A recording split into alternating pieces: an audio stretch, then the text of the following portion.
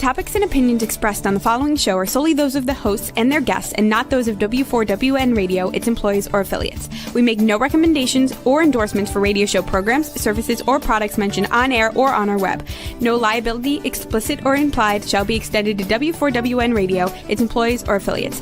Any questions or comments should be directed to those show hosts. Thank you for choosing W4WN Radio.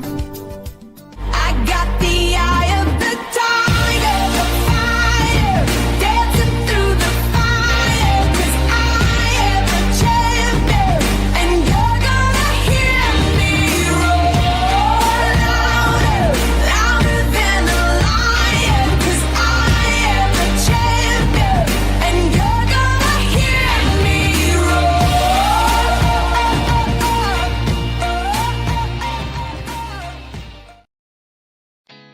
Did you know women represent just 3% of Fortune 500 CEOs and less than 15% of corporate executives at top companies worldwide? Have you wondered what the secrets are to getting into the top ranks, whether in the private or public sector? Do you want to figure out how to stop being held back in your career or passed over for promotion? Then you're in the right place. Hi, I'm Dr. Madeline Ann Lewis, President and CEO of the Executive Women's Success Institute. I have decades of experience in the military, the federal government, and corporate America. And my mission is to help women succeed and tap into their full potential. I want to reach 1 million plus women around the world to become the leaders they are meant to be. So if you want to move into a management or executive level position, or maybe you are a female veteran transitioning out of the military into business entrepreneurship, then reach out to the Executive Women's Success Institute at 301-693-3284. Let us get you on the fast track to success.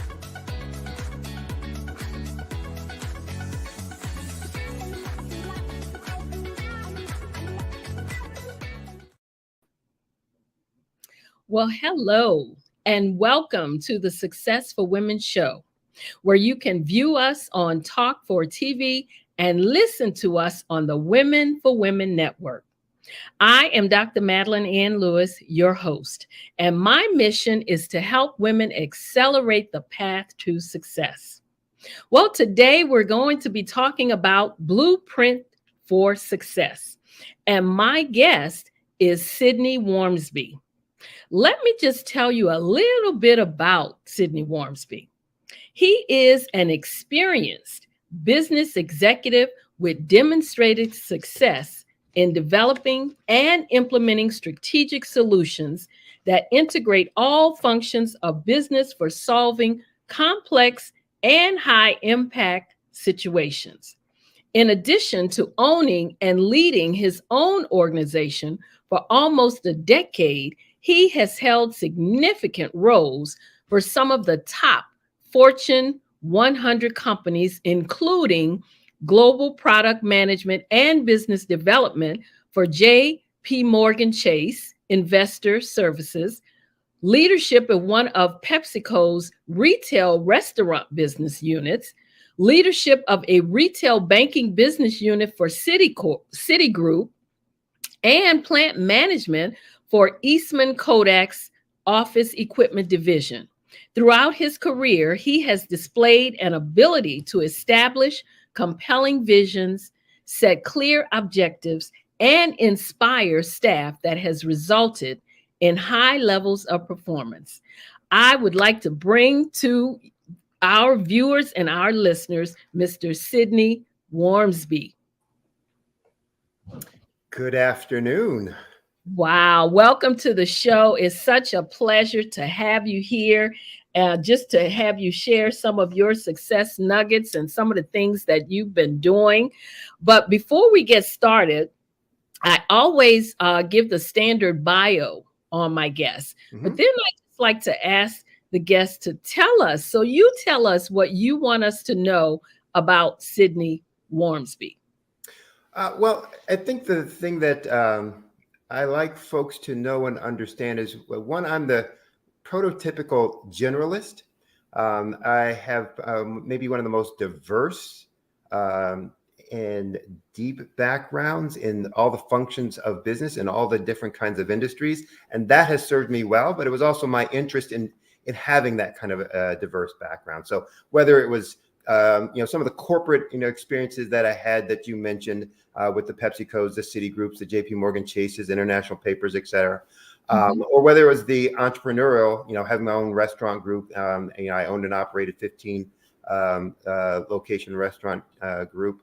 I was also an adjunct professor. So teaching in, the College of Business for one of the CUNY schools, City University of New York system schools. So, based on all that, I come at it from a variety of perspectives, understand it from how each of the functions are integrated.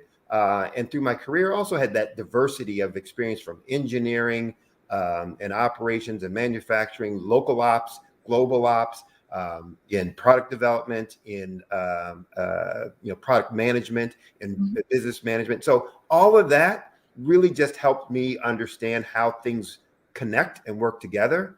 And what really gets me passionate about business. It's how everything relates, to one another.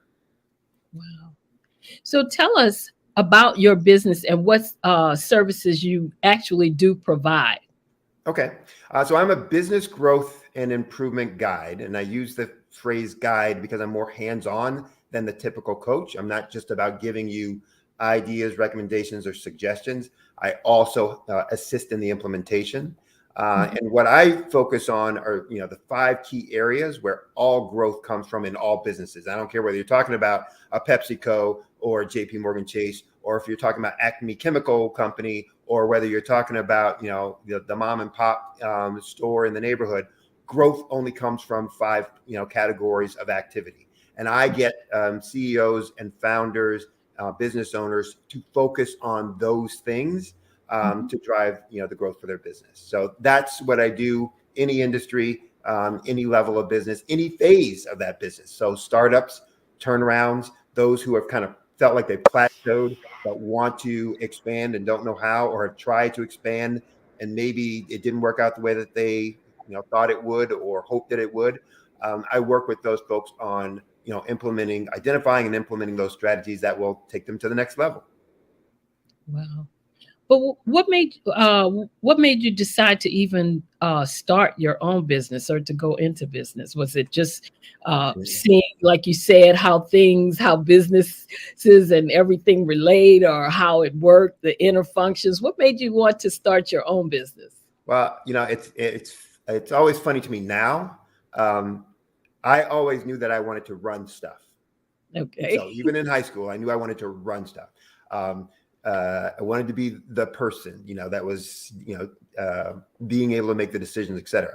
I was always the captain on all of, the teams so I like that. But I found out that I got that from my family, all of my, aunts, uncles, my dad, after he left the military, all had, entrepreneurial spirits, owned businesses, et cetera, et cetera.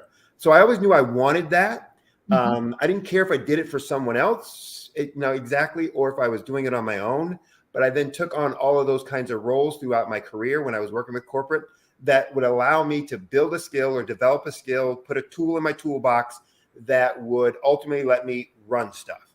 And it just got to a point where I decided I wanted to do it on my own. I was tired of some of the restrictions and inhibitions, that you get in a corporate, environment. Wanted to test those things, for myself. And so went off on my own. But I also wanted to, why I got involved in the coaching, consulting, guiding, business, advisory business for small business owners, is I wanted to give back to those who didn't have access to the kinds of people that had my skill set, resources, abilities, et cetera, so that they could learn how to grow and build their businesses as well. So it was a progressive place, but I knew from the beginning I wanted to do something like that. I just didn't know exactly what. Now, in all your being in business, all your years of experience being in business, helping other startups, helping other businesses, and going in consulting, do you find that you get more, or you give more advice, I should say, to women business owners, or do you work more with men businesses? Or do you see that, or you don't see as many women trying to start businesses as men? Oh, no, no, no. There are probably more women starting businesses than men starting businesses. My focus is intentional, and it's on women and minority-owned businesses. Okay. So that's who I market to and for. I, have clients that are across the spectrum, but my passion, commitment, and why I got in this was to help those, again, who didn't always have access to folks with my kind of background, skills, and experiences, and often from marginalized communities, whether that's people of color, minorities, or women. They don't always have the access to folks who might be able to help them, or who are willing to help them get to that level. But clearly, women are starting businesses at a much higher rate per capita, per population, than men are. Wow. One of the things I also wanted to ask you, I noticed when I was looking at some of your material and just kind of looking at your website and everything, you help people find not only resources, but also cash and funding. Is that correct? Because I think I saw somewhere you said you could help them to get like $100,000 in such a limited amount of time. So is this helping them to by putting them through some type of training, or do you just direct them to where they need to go, or how they need to set themselves up to be able to get this type of funding? Well, there's two aspects to that. So the 100,000 is about finding that level of improvement, that amount of improvement in their business, in an initial consultation, basically within 45 minutes. But to answer your question about, do I get involved in helping businesses access capital and funding? Yes, absolutely. I look at all aspects of growth and how I can help somebody grow their business. In most cases, it's not necessary to the level most people think to have new funding, et cetera. There are ways that you can alternative sources, even through internal growth, et cetera, organic growth. But I do help folks identify grants, loans, lenders, and I work with lenders or funding companies and organizations to help help place people who are in need of capital, for new equipment, or for new systems, or for marketing programs, or whatever might be the true need for their business. Wow. Now, what have you found has been the greatest challenge, or even the greatest opportunities facing most businesses? Well, what we were just talking about there, actually, probably the biggest challenge that I see in business, and surveys and studies bear this out. It's about either cash flow or access to capital. So most businesses fail, and most businesses that fail because of cash flow problems. Not the revenue that's coming in, but the amount of cash that's left at the end and when it's needed for the next activity. And so that's the biggest challenge, and especially for small businesses.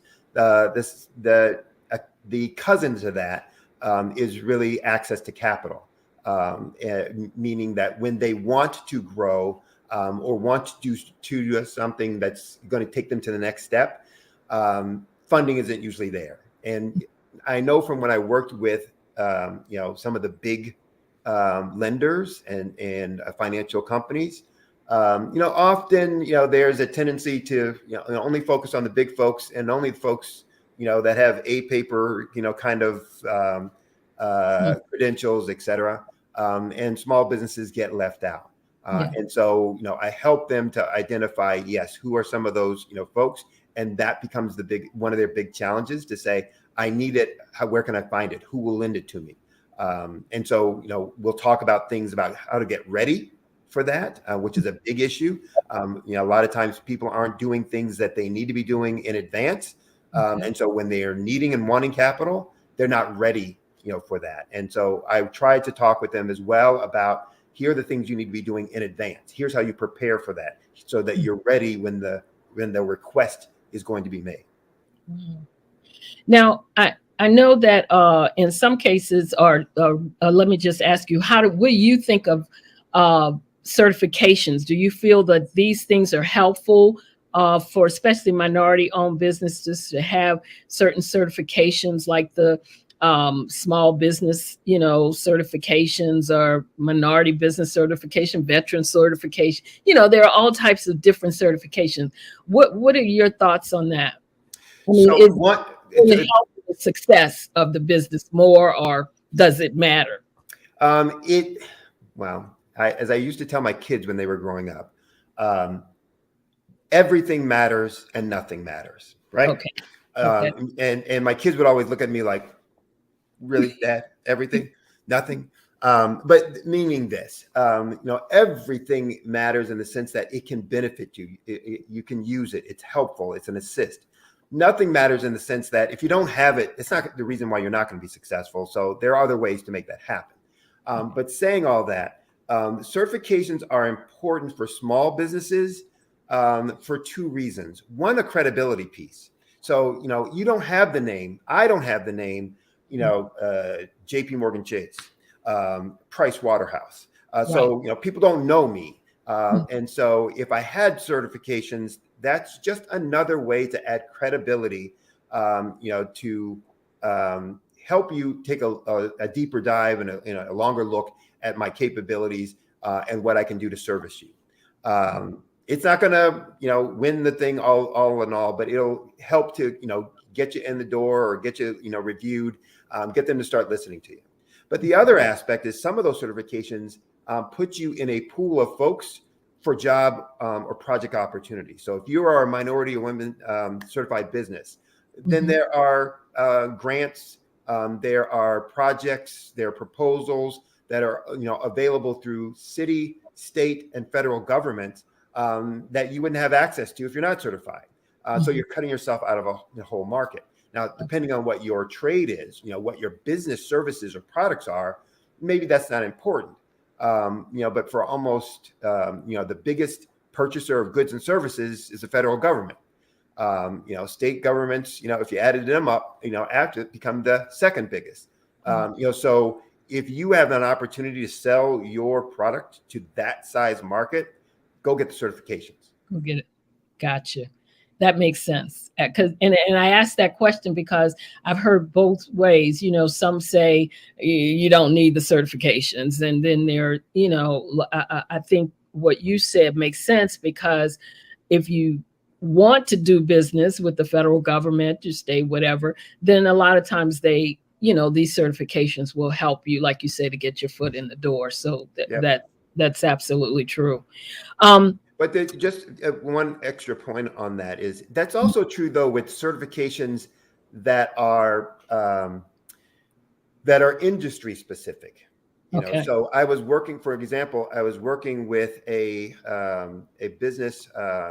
It was a women-owned business that was a cleaning business that had certifications, through a national association and organization, but they weren't communicating that. It wasn't on their website. It wasn't in their marketing messages, et cetera, et cetera. And, you have those kinds of, if you can get and hold those kind of certifications, again, it gives you a credibility and something to say good about you and your business that others can't say. And, that you can use in your marketing and that you can use to attract clients as well. So it's not only about certifications, for government, entities. It's also in terms of, certifications. If you are a trade, a plumber, a construction person, and there are specific or special certifications. If you're in HR, there are certifications. Some of them really are just about, getting the letters behind the name. but you can use those in your marketing and your messaging to help grow your business. Absolutely. Wow. Now, you've been very successful in both the corporate world and as an entrepreneur. Do you think there's a difference in what it takes to be successful in a large corporation versus being an entrepreneur? I don't think there's a difference. Obviously, it's a different environment. So I believe that success, kind of in any arena, is dependent on four things, and I do a talk about three of these. So I do a talk about the keys to success being the 3 Ds, which are dedication, determination, and discipline. Right? And dedication, I define as a commitment to a goal, to to an objective, to some in goal or outcome, etc. Discipline is more commitment to a plan, a process, an approach, and determination is just commitment to success, regardless of the obstacle, regardless of what's put in front of you, etc. If you are going to be successful, you need to have those. And I don't care whether you're in a corporate environment or entrepreneurial environment, big company, small company, et cetera, et cetera, et cetera. Those things, those qualities, those attributes are going to serve you well and are going to allow you to be successful. But then there's a fourth one, which is also necessary. I don't care what environment you're in, which is commonly called EQ. Your ability to relate well with others, to develop relationships, to understand and read people, to communicate effectively, et cetera. You're going to need to be able to do that. In a corporate environment, it becomes the way that you can navigate, the structure, to find mentors, to play the politics, whatever that means within your organization. But it's also, how do you work with, other departments and agencies, whether you're the manager or whether you're the staff member within a department. The better you are equipped and able to work well with others and build those bridges to be able to get things done, the more effective and successful you're going to be. The same is true in an entrepreneurial role, though, whether it's joint ventures or strategic alliances, or those folks who are going to be referral partners for you, or whether it's your clients themselves who will ultimately be your word of mouth marketing for you. All of those four things are going to be really key to you being successful, whether you're in a corporation or whether you're in, an entrepreneurial, kind of environment, et cetera. So from that perspective, I think that it's the same, no matter what. The environments are very different, and that's where I say the personality traits that you will find in one versus the other are usually very different. So those who are career corporate, kinds of folks usually like stability, uniformity, predictability, more so than those who are, entrepreneurial, type folks, or typically more comfortable with uncertainty. That they can look at things and say, what, ambiguity is okay. I'll figure it out. I'll fill in the picture, et cetera. They're also a little more autonomous and want more autonomy. And again, not that people in corporations, aren't that way, but the tendency is that they're going to be more one versus the other in those environments. So yes, the keys to success, I think, are the same no matter which you're in. It's those four things that, determination, dedication, discipline, and your ability to relate and work well with others in the sandbox. Okay. Well, what I'd like to do now is just take a little break so we can I want to show you a promo video, and then we're going to come back and talk some more about especially the keys to success, because I want to know a little bit more about that. But for now, let's take a couple minutes break so we can show you a promo video and get some more information on Sydney Wormsby. Okay, thank you. Okay.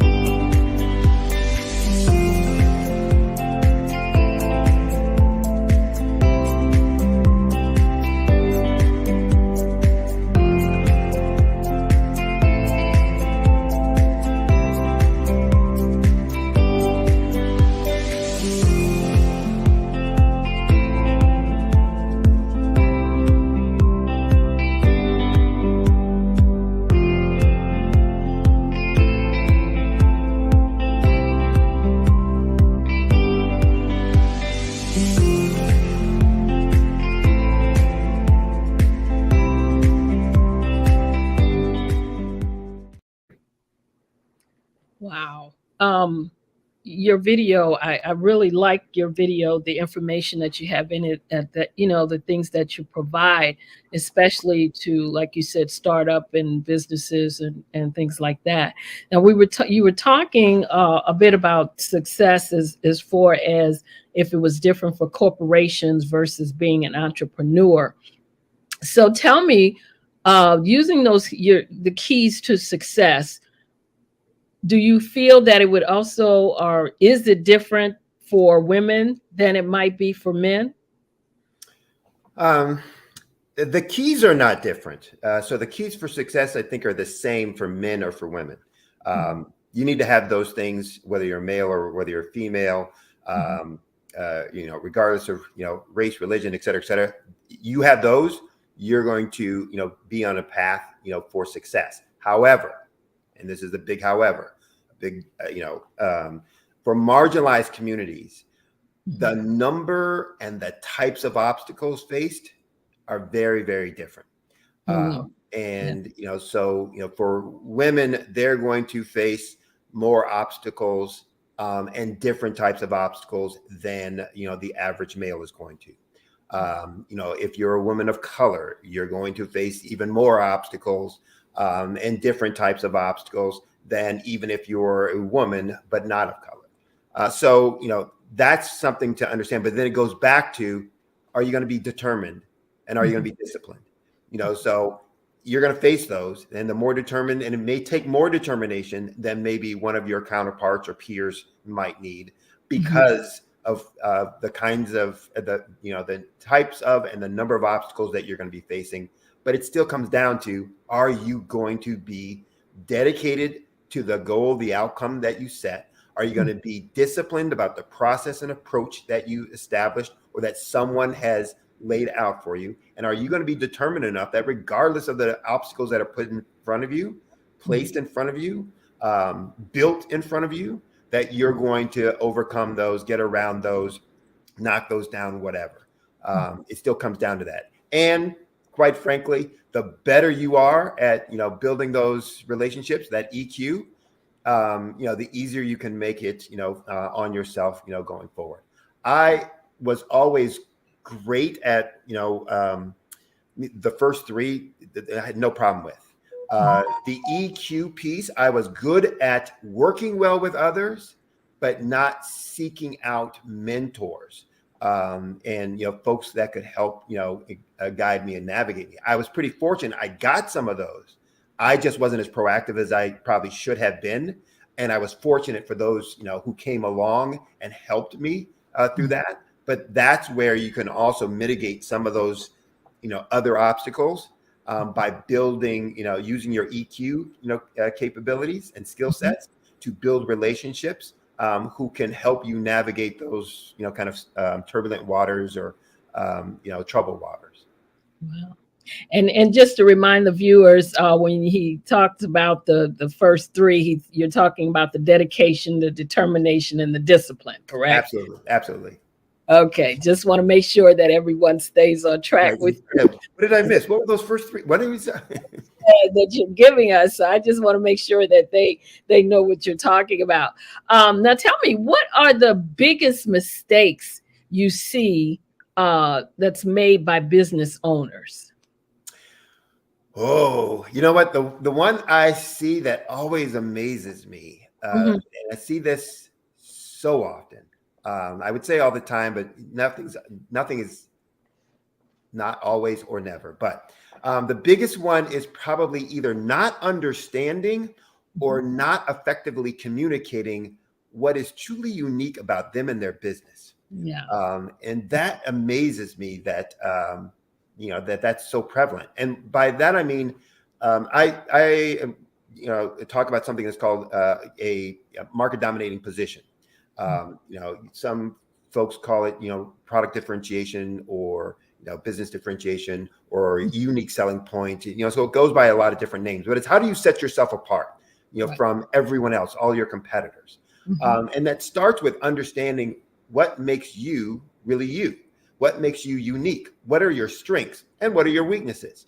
And most folks don't understand that. I was working with a client, she was new at the time, and she had these kind of I call them eclectic product categories.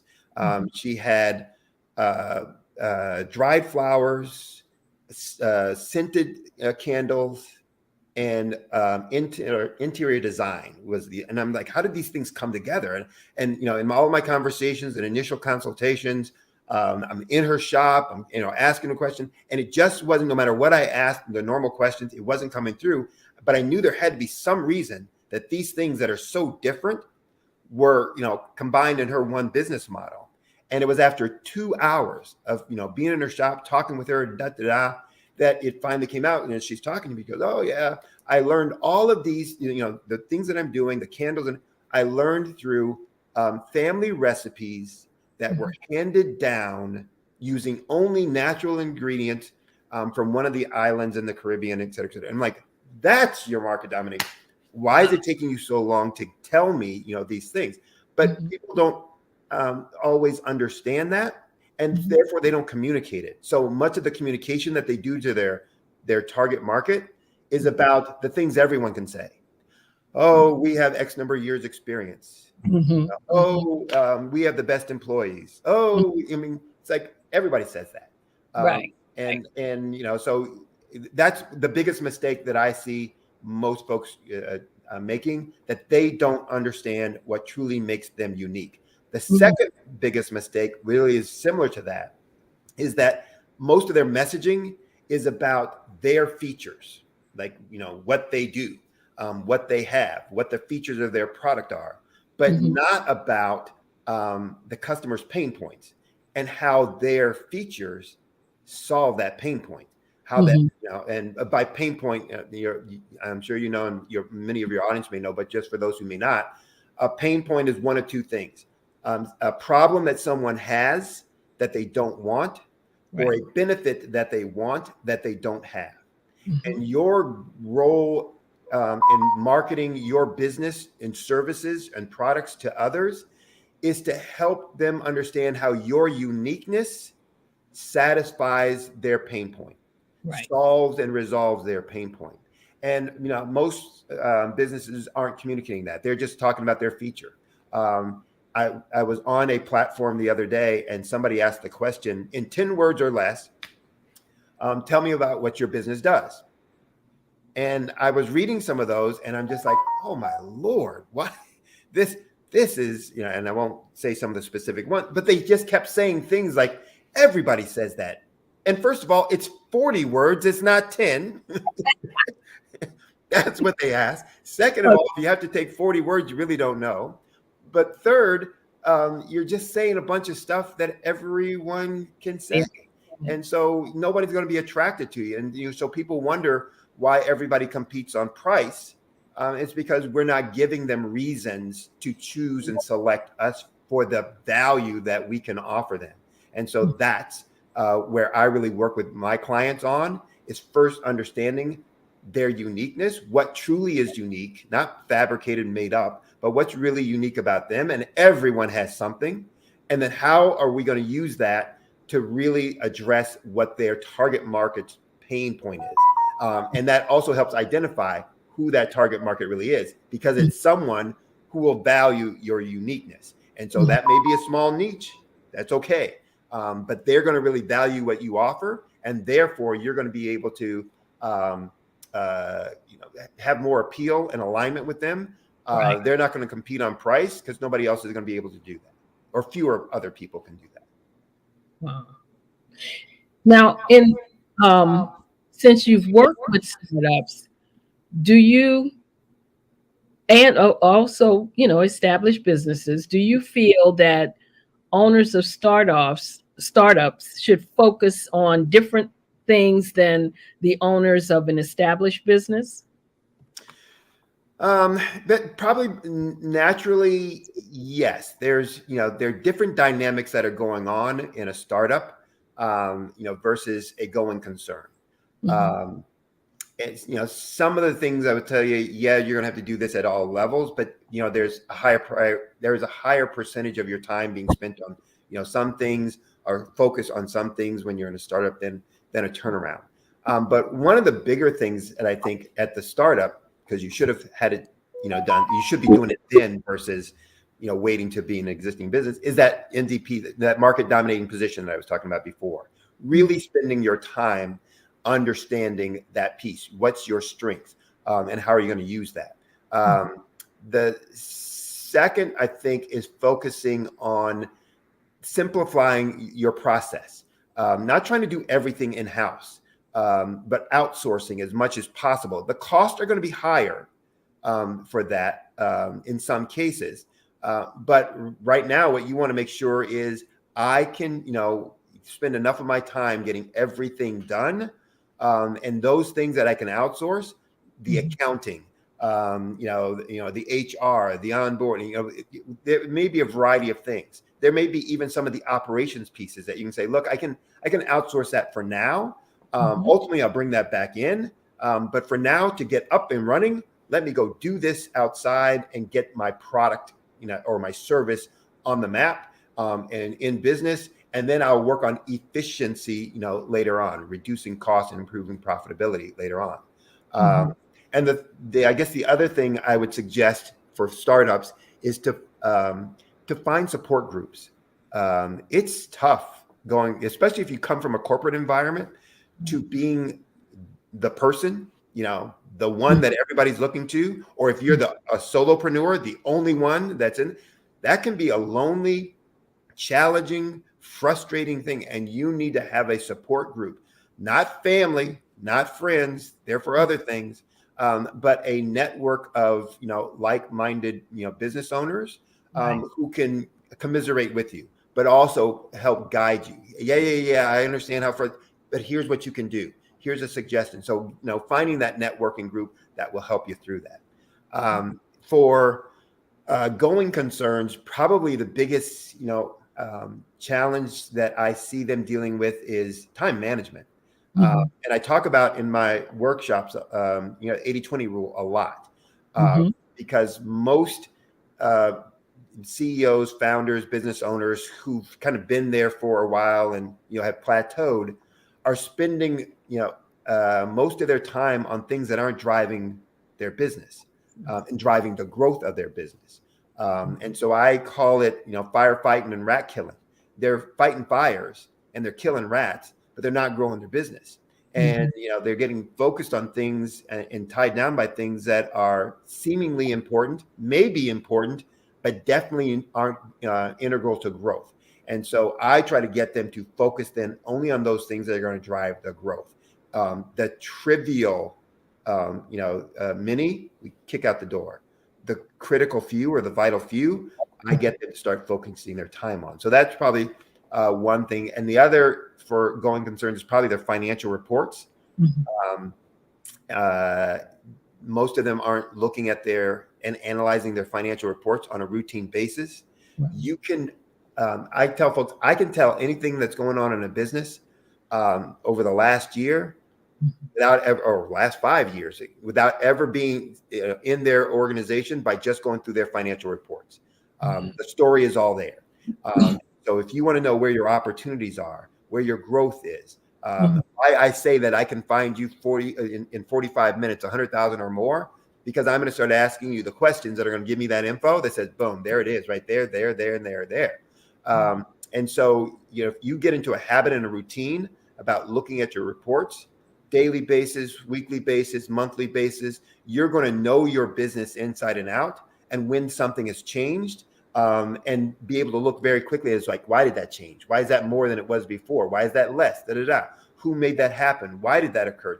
All of those kinds of things.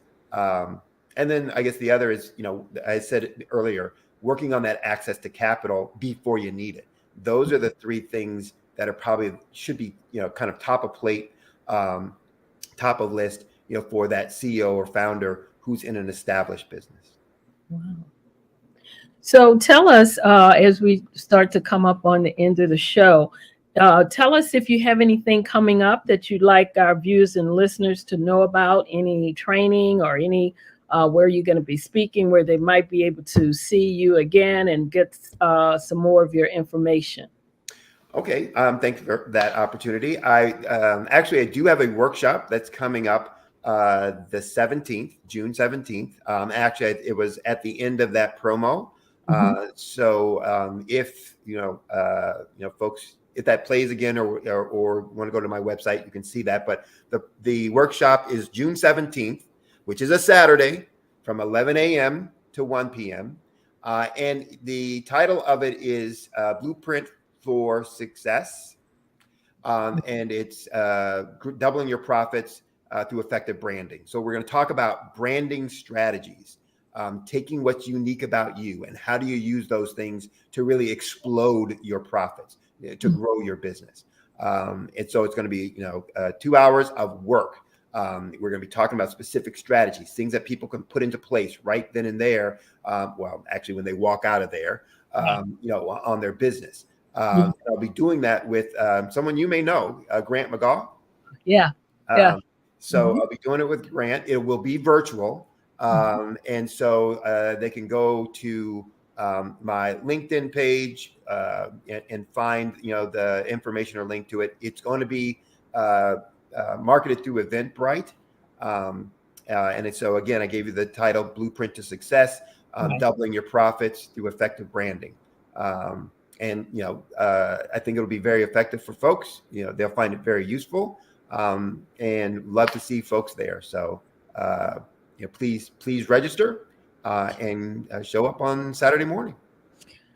Wow. Yeah, that sounds like it's going to be a great workshop. And I hope everyone was taking notes to find so that they can register for it. So before you go, if you had one piece of advice to leave with our viewers and our listeners, what would that piece of advice be? Wow. You know what? Probably this. Make a difference and become indispensable. So in whatever arena you're finding yourself in, look to make a difference, not just be present. Look to make a difference, and make yourself indispensable, that people look to you and say, we couldn't do it without her.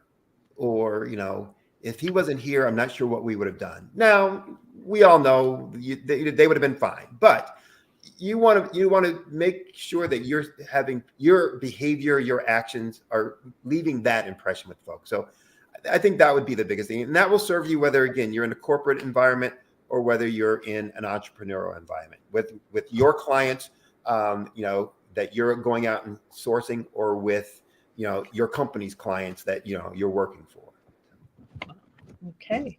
Well, thank you. It's been a pleasure. If you would give us your email and your website again, how our viewers and listeners can reach out to you, especially so that they could register for your workshop on June 17th. Make sure that they can get there, how they can reach you. If they have any more questions, let us know. So the website is www.solutionswithresults.com. That's solutions, plural, with results, plural.com. My email address is Sydney W. That's SIDNEY Sydney W at solutionswithresults.com. If you go on my website, you also will get my phone number. You can also, for the registering for the workshop, I would suggest going to my LinkedIn page. You'll see my post and the events and stuff listed there. So my LinkedIn page is Sydney Wormsby. And again, you can also contact me, through my website, phone or email, or with a Ask Sydney. Gotcha. Well, thank you so much for joining us today. We've been listening to Sydney Wormsby. He's been our guest talking about the Blueprint for Success, which is also going to be, which is also the title of his workshop on June 17th. So thank you again for joining us. It's been a pleasure having you on the show. Thank you for inviting me. All righty. Okay, just to give you all, the viewers and listeners out there, upcoming events and things, places where you can also find me, and that's going on. Still letting you know that you can pre-order your copies of the Own It Anthology. It's your own, it's your life, Own It Unapologetically, which is the book and the journal. The journal is 365 Days to Transformation. To pre-order the paperback book and the journal separately, each one is $24.99. If you order the set together, it is $49.99. To order your copies, you can either email me at info@exwsi.com or go to my website. The links are on there. You can pre-order your copies of the book. Make sure to tune in this coming month to the Black Business Olympics. It is going to be June 26th through July 2nd. As you know, the Black Business Olympics is a fundraiser to provide scholarships and laptops to high school seniors going to college and K through 12 entrepreneurs. The Black Business Olympics showcases Black businesses, Black business owners, and corporations all around the world. And the speakers are also from all around the world. So if you'd like to be a speaker on the showcase, to showcase your business, on the platform to showcase your business, you can also email me about that at info@exwsi.com. Just put in the subject line, speaker for Black Business Olympics. Also coming soon, and I'm excited about this, you'll be able to join the Women Show Up to Rise Up Network. The mission of the Women Show Up to Rise Up Network will be to empower and connect all women in their career, business, professional, and personal lives by helping them to gain resources, gain buying power, increase their revenue, and accelerate their personal, business, and career growth through unlimited opportunities. As a member, you will have access to coaching, training, events, workshops, resources, networking opportunities, and a lot more. Also, too, if you have not viewed my TEDx talk, make sure that you do so. It is on YouTube. And of course, the title is Show Up to Rise Up. And to watch it on YouTube, just put my name in the search box, which is Dr. Madeline Ann Lewis. Or if you'd like me to send you the direct link, you can email me at info@exwsi.com. I'm excited because as of today, it's at 168,837 views.